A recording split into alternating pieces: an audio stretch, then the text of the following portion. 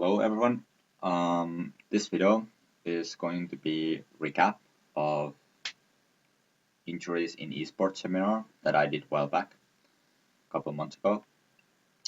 And what that basically means is I assume since this is in the video that you can pause it between every slide and always read the slide content yourself.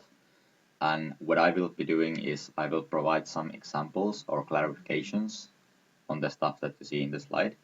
So I assume you always read it yourself and I don't need to touch on every subject there is. Also, I would like to welcome our friends who aren't from the League of Legends scene. Now, I do use mostly League examples. That's simply because I personally am most familiar with League scene. However, the injury mechanisms in the other esports are still going to be same. So all the stuff that we go through should be applicable to other esports as well. And lastly, the sound. I know the sound quality may not be that great, but I hope you guys can endure it and still enjoy the seminar. Alright? So just a little bit about myself. I'm Alex, and as you can see, the sports and esports coach. The sport that I mostly are involved with is basketball. Then you can see the individual coaching and various projects. Those various projects that I do, this is a good example of them. So league coaching related stuff, seminars, creating different coaching tools, coaching methods, and such, so on, so on. Project Eden is a group of individuals working or involved in esports that is organized by Hazel. More about him at the end, but anyways. And then the exercise science, I'm studying exercise science at the university in the moment. And while that does give me some knowledge of these things, I would like to point out that I have also gone through this seminar and gone through this information in this seminar with a working physiotherapist. So the information that you will see should be legit, it should be accurate, and there shouldn't be any major things missing. So hopefully that will give you some trust on it. Anyways, so let's move on. I'm giving you guys a second to pause here if you want to check out what we're gonna do. And moving on. So pros with injuries. Now these are all going to be league examples, as I mentioned earlier. But similar injuries should be found in other esports as well. Now fractures are pretty self-explanatory. Then what you see there, as you go down to the list, you can see the tendon and nerve issues.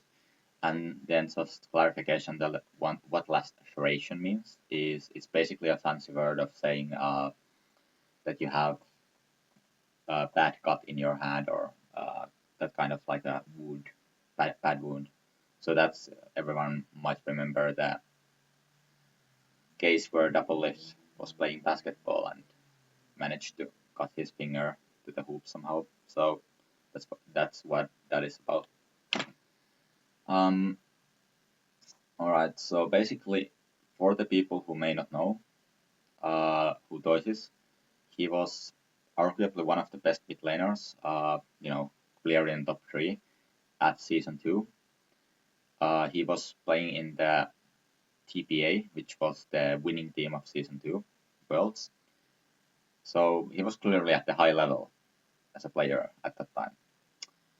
And then he somehow disappeared, and that somehow was by carpal tunnel syndrome. So he got this injury, and we're gonna take a little bit look now on what this injury actually is.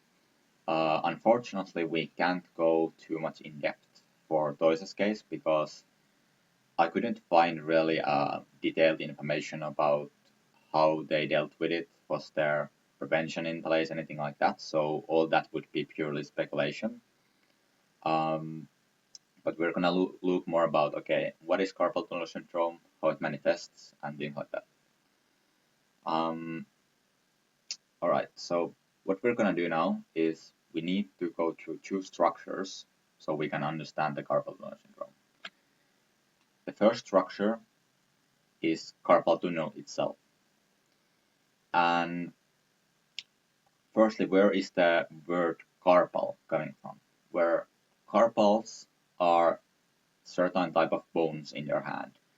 What we have is when you start from the wrist and you go towards the fingertips, you have carpals first, then you have metacarpals, and then you have phalanges at the end. So the bones around the wrist, those are called carpal bones. You can see them in the picture. And then what we also have is, you can see the flexor retinaculum there, also called transverse carpal ligament. That is made of dense connective tissue, and that is another important part of the carpal tunnel. So basically, if you think of it as maybe, let's say, a house, let's make an analogy where I think you have a house, and carpal bones, form the floor and the walls of the house, whereas the flexor retinaculum forms the roof of the house. All right. So who we have inside this house then, or what do we have in this carpal tunnel? We have 9 flexor tendons and a median nerve. You can pretty much spot the median nerve with the big yellow thing there, and then we have the flexor tendons there. Flexor tendons are affected by movement of the hand pretty much, and any tension there and so forth. Median nerve is actually going to be our next structure, so let's move on to that. And median nerve here, firstly the sensation part, what you can see there. So the blue colored area is the area in your hand that median nerve innerves. Let's just say that it gives sensation to. I'm bad at words, whatever. What we also have there, median nerve effect to a couple of the muscles in your hand. First and second lumbrical that are numbered there, as well as some muscles of thenar muscles of the thumb. But for the sake of this context here, I wouldn't care too much about the muscles. The sensation part is much more important, as you will find in a second. So just try to remember that part. All right. Now, mechanism. So you can read the definition there. It's compression of median nerve, and we're going to look at the two different ways that this can happen. So first, the structural damage. So how can we achieve a compression by structural damage? And basically, it doesn't really matter. It can be done by misalignment of bones or damage to the ligament, which means transverse. Let's just take it here, actually. Yeah, so basically, yeah. So we have two ways to actually get that. So as you can see the bones there, if you, let's say you break a wrist playing a sport or something, using the double lifts example, let's say, instead of cutting his hand open, maybe he fell when playing a basketball and managed to break his wrist.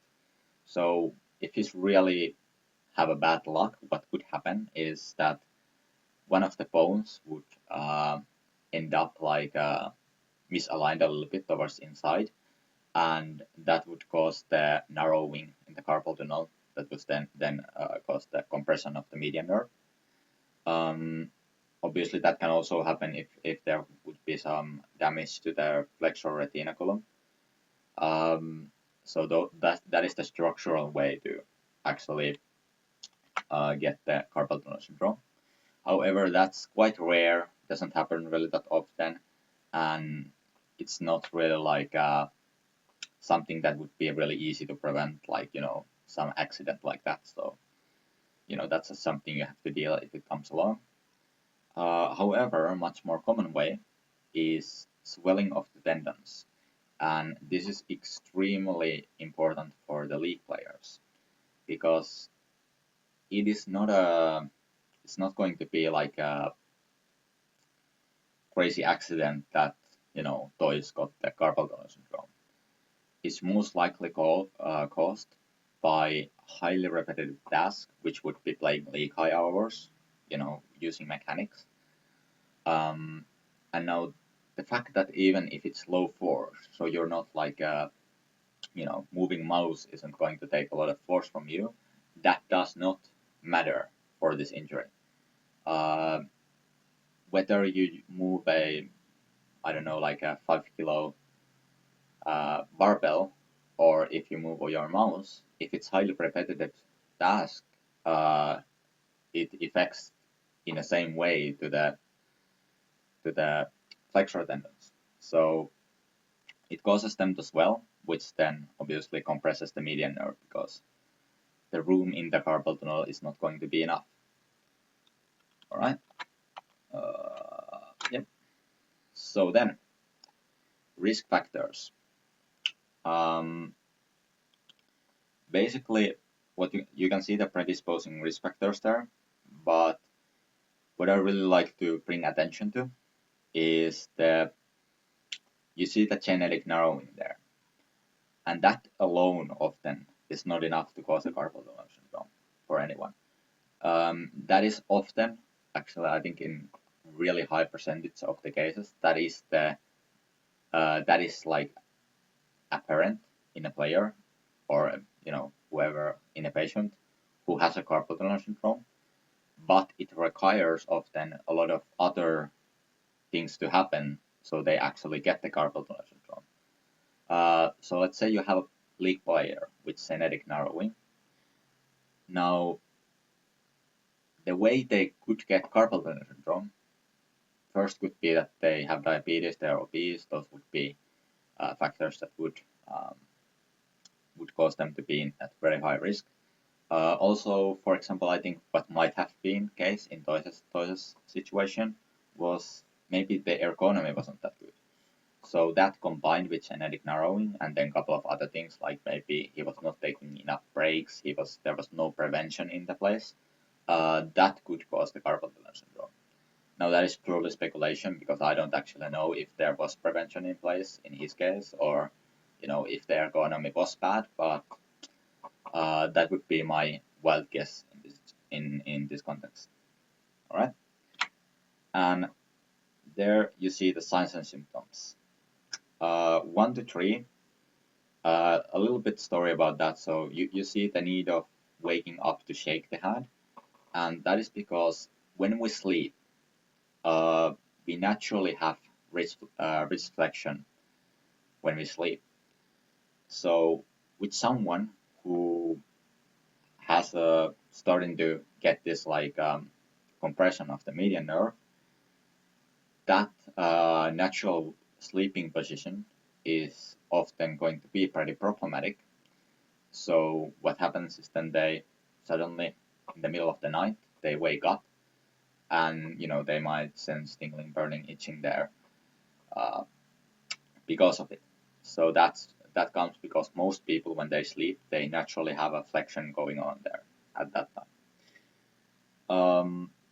Anyways, then as you see the 4 to 5, those are things that only at the part of the cases actually represent themselves or are strong enough that you even notice them. So that is not in every case. Those are in some cases only. And then when we go to number 6 to 8 there, those are the more severe symptoms. And now I want to point out that as 6, the pain being our first more severe symptom, how long it takes from itching to pain is not that long. From pain to numbness will probably take even longer than from itching to pain. So just because pain is number 6, it doesn't mean mean that you can have carpal tunnel syndrome for a long time before you ever feel a pain. But then if you go to something like the number 8, weakness of grip, that is usually in really severe cases and after a really long time. But from league playing standpoint, the numbness is kind of like you can't really produce anymore at that point. The pain, if you have a really important game, that would be manageable in the ways I later will show. But at the pain, you should already be starting to look, how can I treat this? What can I do? Can I take a little bit of pause from the playing? The pain would be like a kind of last warning in a sense, or it's not even anymore a warning at that point, I guess. So yeah, that is definitely something to pay attention to. All right, let's move on. So here's a couple of ways that carpal tunnel syndrome is tested. And first about the balance maneuver you see there. How that test is done is that position is held for 60 seconds, and what it should cause is numbness in the median nerve distribution. So you see here is the sensation area that median nerve affects to. So if a person who has a carpal tunnel syndrome holds that position for 60 seconds, they should experience numbness around this area. All right. And what is great with this is that it's the only way we can actually test severity of carpal tunnel syndrome, because we have found out that people who have more severe case will experience numbness faster than the people with not so severe case. Right? The Tinel sign is a test where physiotherapist or doctor or whoever is testing this taps the transverse carpal ligament, so flexor retinaculum, you can see it there. They tap that ligament in order to produce the tingling sensation that we saw on the symptoms. All right? So that's how that test is done, or what is idea behind it. Now then, prevention. So I'll give you a moment to pause if you want. This is what we're gonna go through next. All right? And here we go. So breaks. First thing I want to point out about breaks is the length. Breaks do not have to be long. I think that is a common misconception, that when someone say you need to have breaks between every game, they're immediately thinking like, I don't know, 30-minute break, even 15-minute break. Like, I would say 2 to 5 minutes should be decent enough. Like, you don't have to have insanely long breaks that would mess up your screams and everything, but having a 5-minute break so people can go to the bathroom and all that stuff, that I don't think any team would really oppose that. Or even if you want to play several games with them, maybe having 2-minute breaks between every game, just quickly go over the last game and whatever, design the pick and bans again or give some pointers. That should not be that long. So breaks do not have to be long. That is the first thing. Now, after that, what would be a smart combination if you have a player training, playing solo queue, whatever, screaming? The smart combination with the breaks, besides of the all strategical stuff, would be to also combine it with stretches. I will show some stretches later on, but just overall, like if you have stretches that they can do to prevent a lot of these issues that professional players or players who play a lot might have, that would be a great time to do it. Have a 2-minute break where people do some stretches and then you're good to go again.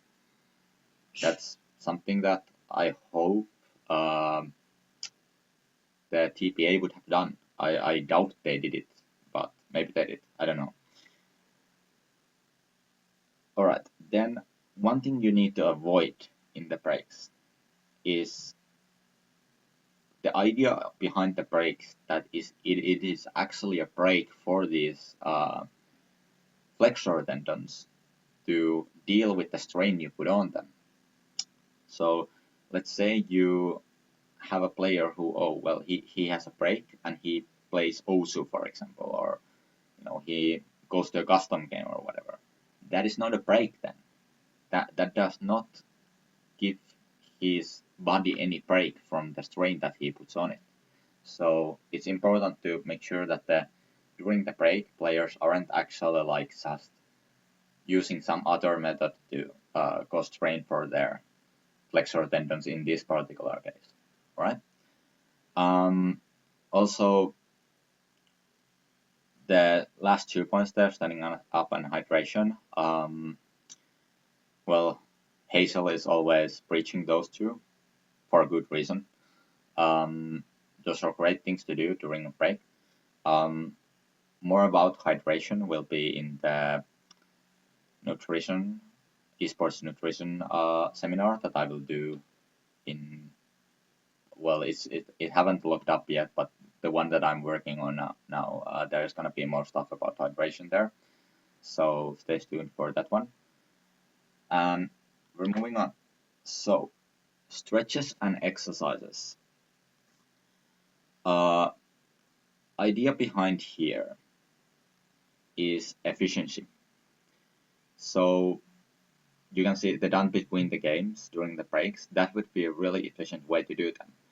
I doubt any player is actually wanting to, like, after you have your scrim day over, after you have your solo queue done, to then sit down and do, a lot of stretches and exercises.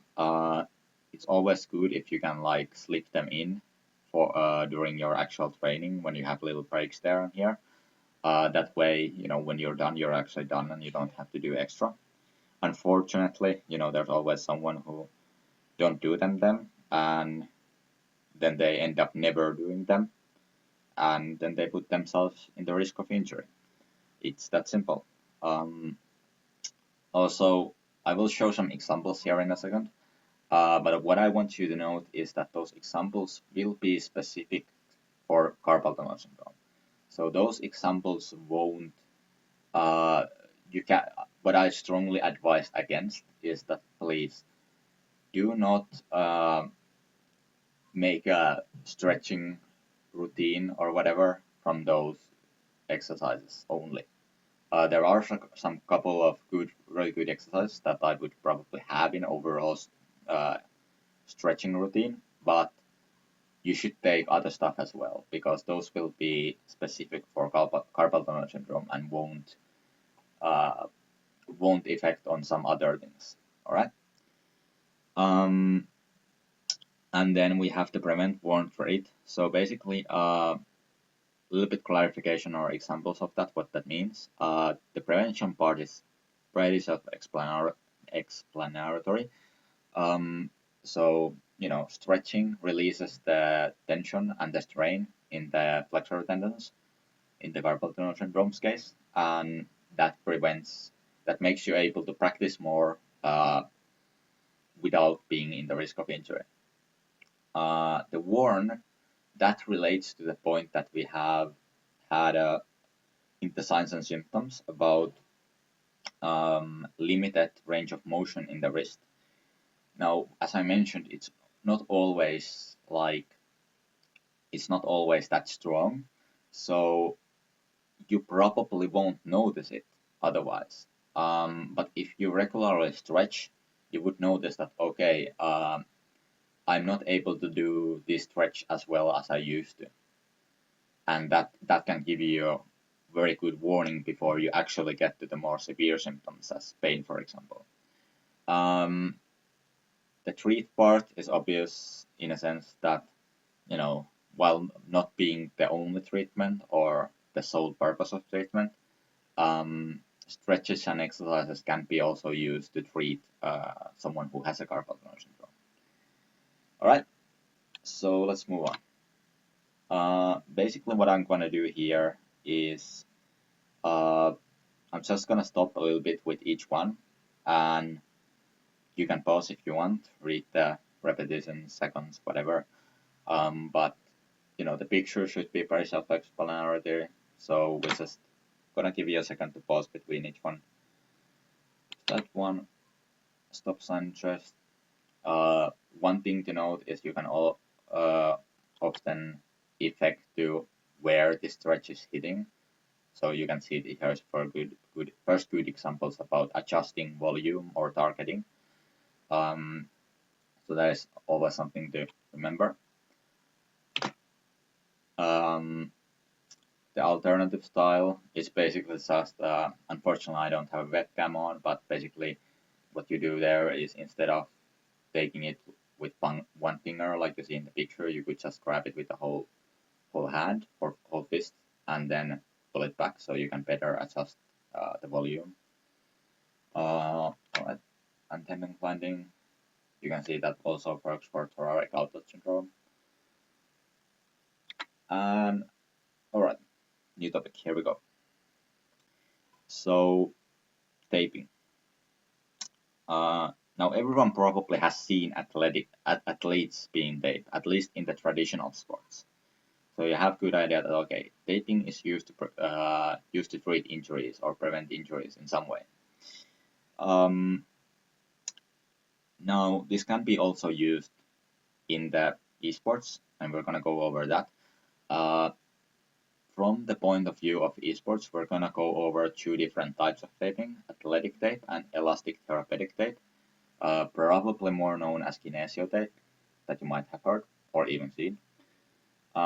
Also, for anyone who watches the LCS, I guarantee they have seen esport player being taped. If you watch North American LCS regularly, you probably have seen this. You may not remember, but we will see a picture later. Anyways, athletic tape. The main thing that separates it from the kinesio tape is that it's non-elastic, and while it's used for some other purposes as well, probably the most known use, or at least in the esport context, the most important use would be to support bone fractures. So we already see that there has been players who have had fractures at the start when we went through them. So let's say a player has a fracture that he fractures his finger. You can see a picture of Kobe Bryant there. That is from the game where I do not remember how many points exactly he scored, but it was probably over 20 with broken finger. So he was able to play just fine with a broken finger, and even though Kobe is very probably mentally really tough, I doubt he would have been able to do it without that tape. So that's how effective a taping can be. And when we think about, let's say, let's pick a player, first one that let's just use a classic example from the esports for Faker. So let's say Faker would somehow break his finger, have a fracture on his finger. And if that fracture now would not be a fracture where the bones get misaligned, so it's just like the bone is fractured, but it's still on its right place, what we can do is we can use athletic tape to tape it in a way that it keeps it in the right place. And then what we could do is give him pain relief, and he should be able to play just fine with that fracture.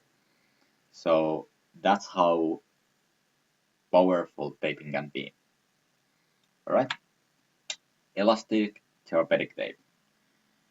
Kinesio tape. So what this thing fits for is, especially in the esports, it's used to support tendons and ligaments. It stretches, so it's really good for that. It doesn't limit the range of motion, etc. You can see a couple of different tapings there in the pictures. Those are used to treat the carpal tunnel syndrome. So I took those examples. So yeah, this is, and the taping can be used as prevention as well. So when you have a player who has shown some signs but don't really have a severe carpal tunnel syndrome, for example, yet, you can tape them to relieve the strain and to prevent like worsening of this condition. Especially if you know they have a tournament where they have to play or something like that. Even if they don't have like active really bad injury, you might want to, if they have some signs, you may want to tape them to basically prevent that uh, from getting any worse. All right. Splints. So why I bring splints up here is that when we talk about normal people who get carpal tunnel syndrome, so maybe you have a person who is working a lot on computer and or maybe writing or drawing something, and that's what causes the mechanical stress, and they get carpal tunnel syndrome for that. From normal person, people, splints are a really common way to allow them to still do some tasks and relieve the pain and everything. Now, that is not so great for esports. The problem is that uh, at least I, as a coach, would want my players to practice in same kinds of environment that they will play, and splints just overall like then you would have to practice with a splint as well, and I guess the overall point here is that taping is much more. You get pretty much the same effect, but it's much more like compatible with actually playing the game, where you have to uh, be able to sense everything really well and stuff like that. So I would say, like, if you would ask esports players, I'm pretty confident that almost everyone would rather have a taping on their hand than have a splint when they play. So splint is something that doctor may provide for you, or may like success if they don't know you would have this specific kind of if an esport player would go to doctor with carpal tunnel syndrome and not mention that they are esport player, uh, what you might get is a splint, where in reality you could get the same or similar effect from taping, but that is obviously gonna cost a little bit more, be a little bit of extra trouble, but it would be worth it for someone who is a esport player. All right. Ergonomy then. So I assume you can read all the stuff there. And what we're going to take a look here is going to be the hand position. So we're going to look those two pictures and see why is that a bad ergonomy and what is problem there. Those pictures are from the Team Liquid side, so just giving them credit for them there. Team Liquid forums, if I remember right. And we're just gonna use those as example of, okay, what kind of form is good for holding a mouse and what kind isn't. And let's see if you can actually see. Yeah, you should be able to see my cursor, hopefully. So what is problem with these things? You can actually see that is even circled there nicely. So as we talked earlier, the carpal tunnel syndrome is caused by the flexor tendons getting getting swollen because of the strain. And how do they get that strain? Here is a good example that flexor tendons to this finger and this finger are getting quite a lot of strain, especially this one. You can see the curl there. That is causing a lot of strain for the flexor tendons affecting that finger. Curled finger as well. And if you move on to this picture, you can see the thumb as well. Is really like, is it even like pressing to the mouse? And then you can see all the fingers have like a real arc on them. And especially the ones on the top of the mouse, there should not be any air, any room between this part and the mouse here. You can see, I think it's gonna be there in that one as well. there should not be this arc. The what the finger should do, like if you want to avoid injuries in this case, or avoid the extra strain, would be that the finger would be resting on top of the mouse. Now, this can be caused by, most likely, in this sense, is from having too small mouse. So that can be dealt with different ways. But that is something you may want to check out. What is your form of holding a mouse? And if it looks something like this, so there's a real big arc on most of the fingers, then you probably should consider getting a bigger mouse or just overall changing your form. Alright? Moving on. Nutrition. I don't think this probably, well, stereotypically, this is the thing that esport players aren't taking any care of. And what I have, when I did the seminar originally, and I talked to coaches and other staff members of semi-pro and pro teams, it is not going too well. People aren't taking a great deal of interest in this, or at the in some cases interest, yes, but like actually taking the steps to do this is then another thing. So from nutrition standpoint, firstly, inflammation. That is a quite big factor in most esport-related injuries, most tendinitis, carpal tunnel syndrome, things like that. Inflammation is a pretty big thing. So for an esport player, omega-3 fatty acids, we know they have inflammation preventive value, and the B vitamins have been suggested that they would have that. It is not confirmed yet, I think. If there is update on it, that will be in the esports nutrition seminar that is coming up in sometime in future. But that at least is for the moment what I know is that there is suggested preventive value, but it's not definitive yet. All right. Then the balance, the gain to consumption.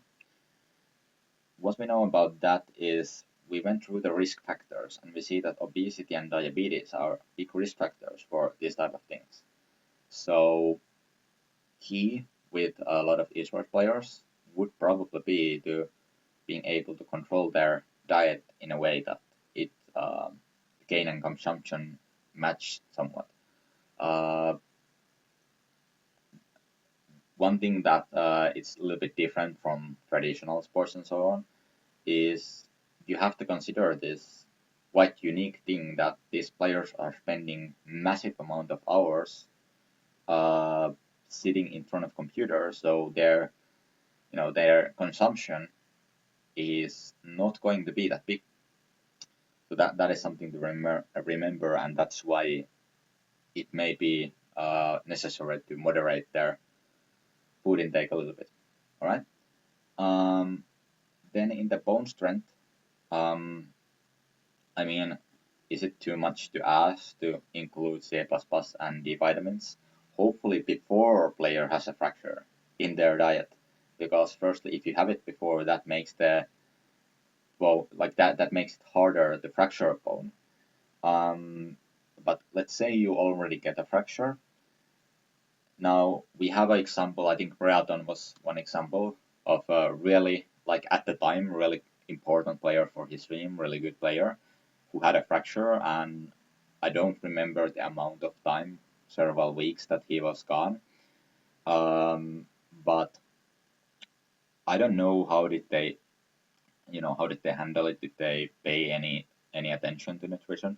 But if they would have, let's say actually if they didn't, if they would have done instead of not doing that, I don't know what is the actual case, but the main point here is that having a player back like, let's say, a week, it depends on a fracture and it depends on like how bad the original diet is, but you can have a player back something like several days to even a week earlier than they would have otherwise if you make sure that they get enough of Ca++ and D vitamins when their fracture is healing, because that speeds up. I mean, it doesn't really, as the speed up is the wrong word, but if the body doesn't have them, it then heals slower. So in a sense, you can say it speeds up compared to one where you don't have them. Uh, but yeah, that's the main point there. Is like, if you want your athlete to be back as soon as possible, then making sure they get these, uh, making sure they get C++ and D vitamins would be necessary. All right. And then drugs. So now more about those when we go to treatment, but in the prevention part, uh, the they can be used to prevent early symptoms. Maybe even if you know that the player will for some reason can't take breaks and will have to do mechanically intensive tasks for a lot of hours that will put a lot of strain. Anti-inflammatories could be like a preventive mechanism for that one. But overall, I would be quite careful on how to use them if you don't have an actual reason. Rather just take care of the other stuff like ergonomy, nutrition, breaks, stretches, all that stuff, rather than go to the drugs as your first solution. But we will take more look on those later on in the treatment part. Then the fitness. So what we have here is uh, fitness, and basically what we do or what we would like to do. We already talked about controlling the weight because of the risk factors, so that is important. Figure out an exercise, figure out an uh, fitness stuff that you can do that is compatible with the training league, with the scrimming schedules and everything. That might pose a little bit of issue. You know, you can't take 4 hours of your trade to like travel a place, you know, change everything up, you know, do your sport, whatever, and then travel back. Like you don't have that kind of luxury if you're scrimming 8 hours a day and playing solo queue for 4 hours. So you don't have that kind of luxury then. So you have to figure out something that is hopefully motivating, but also that is possible to do within the limits of the time that you have. Also, it's important to make sure that the safety is maximized. If I remember right, Hai's injury originated from gym activity, for example. So if you have players going to gym or something like that, you want to make sure that someone who knows make sure their techniques are correct and such. You don't want any extra injuries from outside of the league activity. Uh, so just minimizing those issues important. And we're moving on. Right. So actually here, what we're gonna do is leave this part for the next video. So I'm doing this in 2 parts, I think. 2 parts, maybe 3. We will see. But this was the first video, and from the next video we continue from the treatment. All right. I hope you guys enjoyed, and I'll see you next time.